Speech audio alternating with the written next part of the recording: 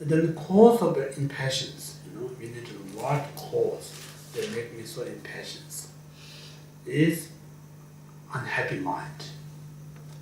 More you're unhappy, you become more intolerant person. So unhappiness is the cause of what we call the anger. So anger is obstacle for patience. So cause of anger is unhappy mind.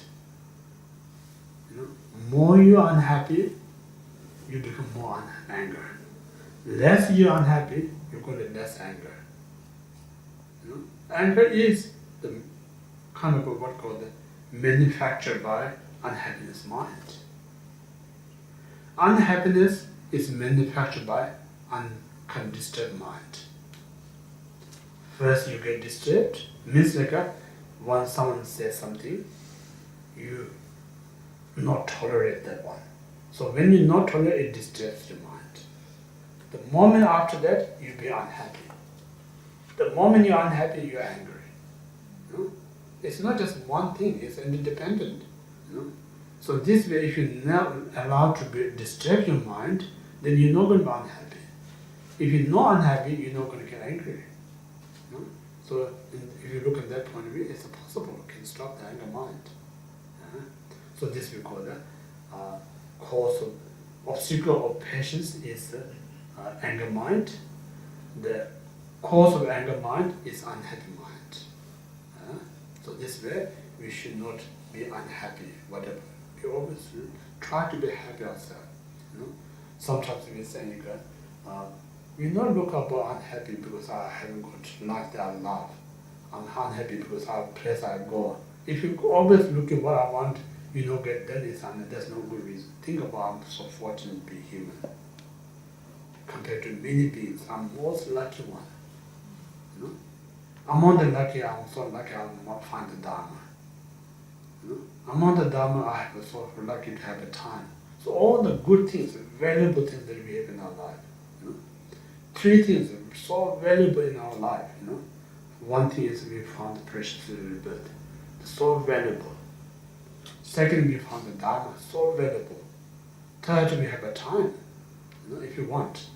So to have these three is very rare, but we're not grateful. We're not grateful. So these three is so important. I'm thinking the more you think about these three, more you think, then you start to kind of aware how lucky am I. So the moment you realize that you're lucky, then you feel not going to be unhappy yourself. So that's the method. So then patience, again, there's three types of patience. The antidote to anger is patience. So there are three types of patience. The first one, accepting the suffering. So accepting suffering means like, say, nature of the fire is hot. Nature of the water is wetness. Nature of the air is moving.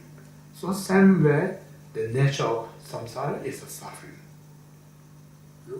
So I should not expect a different nature than the reality of samsara. So if you accept, it doesn't make a kind of difficulties. So it means like when I'm physically sick, emotionally distressed, sometimes we so angry with these things, but we lack of understanding the cause and effect. Physical pain, emotional distress. Because this is not going to be here if we don't create the cause. So we create the cause, we should accept this result. We always say, if you create the cause, then you have to accept the result. And what kind of normal language, what you call it? You pay the price, we talk about same thing. If you create the cause, then you have to accept the result. So it's no point of fighting against the result. So that's what we call the accepting the reality. So if you accept that one, you less get upset. That's the first one. Then second one,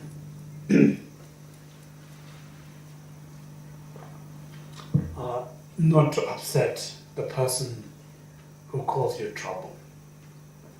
Normally, we have a right to upset someone who abuse you, someone who causes trouble to you. We have a reason. But that reason is not so helpful. It not make you feel good. It makes you more angry, make you more negative. Rather, we use another reason, something that is helpful to us. So that reason is that someone abused you or causing trouble. Not look what he or she does to you, rather think what he or she controlled by this negative mind. So this person going more difficulty than what he or she caused trouble to me. So look for that person's pain point of view rather than what he caused or she caused to me. So if you look at that point of view, you feel a bit more compassion to that person. You're not going to upset. I'm saying when you meet someone in the street abusing you, if you don't know he or she is a drunk, you're going to upset to him. The moment you realize he or she is a drunk, you're not going to upset. So same like every being is drunk with this negative mind. There's no point to upset. Rather, we need to be, especially like a mind practitioner, especially Buddhist practitioner, we should be more helpful to those who cause trouble. So positive perspective is, I'm not saying like sometimes in there we're fine kind of a line, it means like, oh, I'm Buddhist, this person hurting me, I shouldn't be respond. Means like I let him harm to me. That's not a Buddhist practice. Means like if you keep harming to you, you're giving him or her create more negative things. But you have a fully right if you have the power to stop the person that harm you, but in a manner, in a positive way, not in a normal kind of anger or aggressive way. So just think about it. I'm stopping this one, primarily helping him or her, but then sometimes you're going to help me. I'm not going to always be abused by this person. So with the very wisdom and skill together, method, wisdom to require. If you have wisdom in the method, there's where you can stop the person's harm. But so in that way, really, what we need to do is like not to be upset, anger, or negative to the person, but we need to do something that stop the person's negative mind. So that's the second patience. Some of you study Shantidawa's text. They're saying, I'm really angry to him. That's because he beat me. Then Shantidawa said, the things that beating to you is not him, it's the stick that hits you. So you should anger to the stick. Then the guy said, not stick, because this guy hand holding the stick hit me, so I'm angry. Then said, you should not anger to him, but his hand. Then the guy says, no, I'm angry to him because his hand. Then Shantidawa says, then you should not anger to him. His delusion is hitting you. You should anger to his delusion, not to him. So if you trace back, the real that hitting you is his anger mind. So you should get rid of his anger rather than get rid of him. So this is what kind of, if you look at that point of view, you've got to tolerate, not to tolerate the person who harms you. And then the last one, patience, is children Nyingpo Zopa, Tibetan children Nyingpo Zopa. Means like conventional, everything has a cause and effect. Every difficulty that we experience, it creates a cause. There's no point to upset. In absolute state, there's no harm or someone that harm you as a recipient. There's no action that harm. It's all illusion. It's like a nightmare, kind of dream, bad dream. Once you are awakened, nothing there. In a dream, somebody cut your hand. You feel like real, but when you are awakened, your hand's nothing damaged. So same again, whatever happening here right now, it's like a dream state. So this way you will not upset. So in this way, if you look into all these different methods, then give you some space not to be upset, and give you more room to tolerate. So that's a practice patience. Okay, one more. Now the next one is effort. joyful effort, the fourth one. Again, sometimes people have this one, I feel guilt, I should go to center, do some meditation. That's not the joyful effort. And then sometimes people think, I'm wasting so much time, I should lock up myself in the room, do whole day practice. That's not joyful effort. Joyful effort means like, I'm in a samsara, so many kind of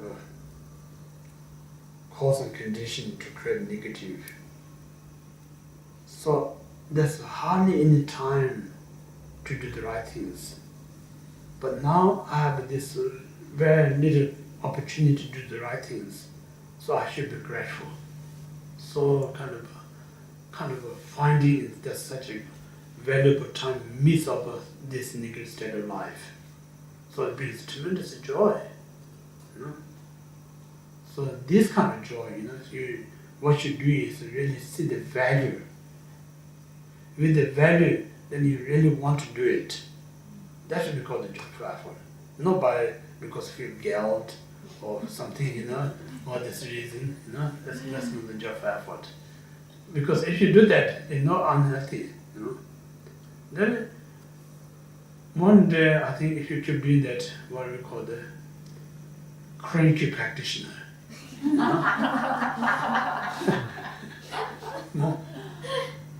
It's not skillful, Yeah. So you get used to it, then you become like kind of a very.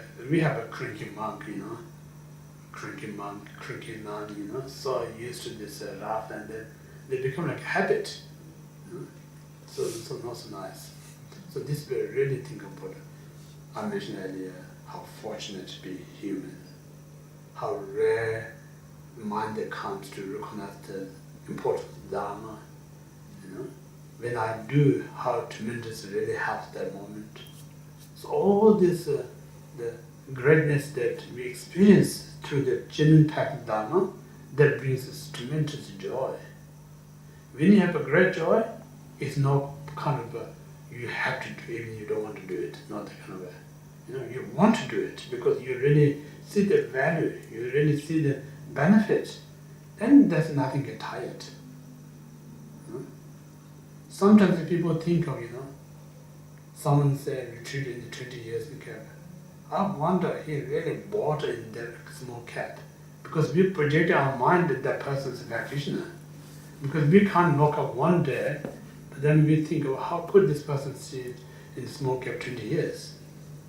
Again, that person's mind think, poor guy wandering out there like a monkey, why are you not resting?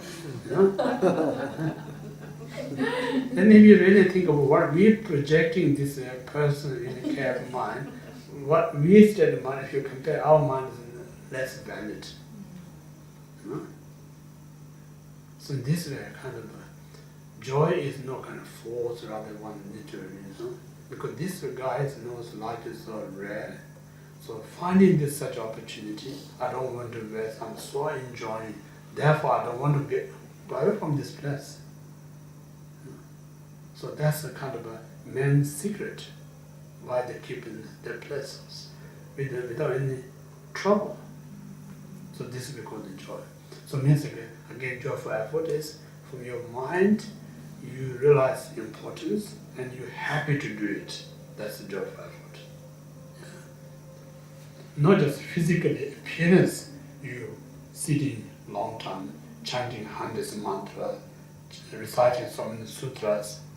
Just physical appearance is not actually proves its diligence. You need to be mind, you need to be diligence. So now obstacle for diligence is a very common laziness. The laziness is what we call the obstacle for laziness, obstacle for the diligence. Then within the laziness, there are so many types of laziness. So if you enjoy doing nothing then they become laziness. Just sit, watch TV, that's wonderful. The moment you think it's wonderful, that moment you develop laziness. You enjoy that. Only that time you maybe feel wonderful, but what you get after that, nothing, but more diluted. That's one laziness. Another laziness is, what we call the active laziness. You really hunger for the material wealth, or you hunger for the position, you hunger for the fame, and then you only interest in your mind kind of goal oriented is like how I make me rich, how I make me powerful, how I want to be famous. Then when you success these things, then you start enjoying, oh no, I'm really successful, I'm making lots of money, I'm making lots of power, I'm making more famous. And then that kind of takes away from the Dharma. So we call the active laziness. But those are, I'm saying again, all based on the selfish and lots of negative involved. So we attach negative. So when we so attach negative, they become obstacle to Dharma. So that's another laziness. And then another laziness is like we call the discouragement, discouraged. Discouragement is like sometimes we're not realistic, we're not so practical. We may have a right intention, but we're not practical. For instance, when we live in this kind of rush world, and we're really going to be exhausted mentally, physically, and then come in our mind, I really want to go somewhere in peace, relaxed. We come this kind of very kind of longing, want to be peace and quiet. And then think, oh, I had to meditation. Instantly you have meditation, feels like, oh, I want to do it. So you have this expectation, sitting in the cushion 10 minutes, I'm going to all problem going to solve. Come with that expectation, and then you say 10 minutes, doesn't do much, then you're discouraged. Then next thing you don't want to do it. So it means like we don't understand the cause and effect. Each cause takes time to be resolved.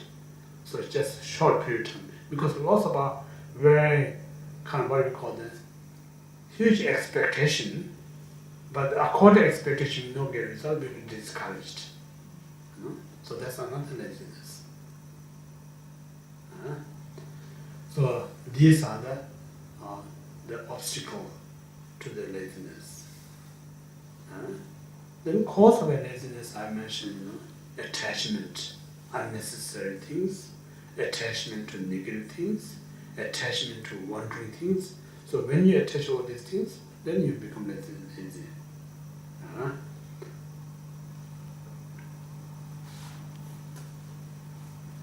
Then overcome laziness, then we talk about three kind of joyful effort. Means the first like armor like an effort. Armor means like armor. Armor like means like no matter how lazy, I'm not going to let control by lazy. I'm going to do the virtuous things. And the second one's joyful, the committed virtuous means like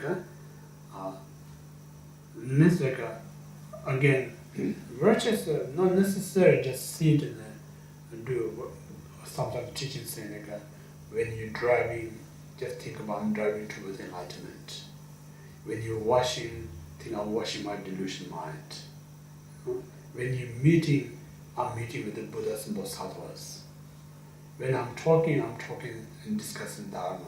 So if always tune your mind in the Dharma, then you kind of develop diligence mind, every time while you're walking, sitting, eating, sleeping, always being in the positive mind, then everything is Dharma practice. That's a joyful, the accumulated virtues. Then last, joyful effort, the helping others means think about, I mentioned in the loving kindness. Every beings are extremely kind to me because they give me an opportunity to attain Buddhahood. So I'm very happy to serve others, whatever I can. just giving me opportunity, serving me, you know, that's enough. This is enough that kind of helping me. So this way, I always want to help with the right intention. It's joyful effort to help others. Well, just think about it. You know, sometimes people have this thing. You know, when you reach Buddha, now you're helping so many people. It's not happening that way. When Buddha was like you and me as ordinary, he trained to help you. Each and every as one. Then in this way he perfected. When he perfected, he come back help you much greater. So this way, if you not help right now, one day we reach Buddha, then I'm going to help, then I'm going to happen. So this is the three topic of effort. So we stop here tonight.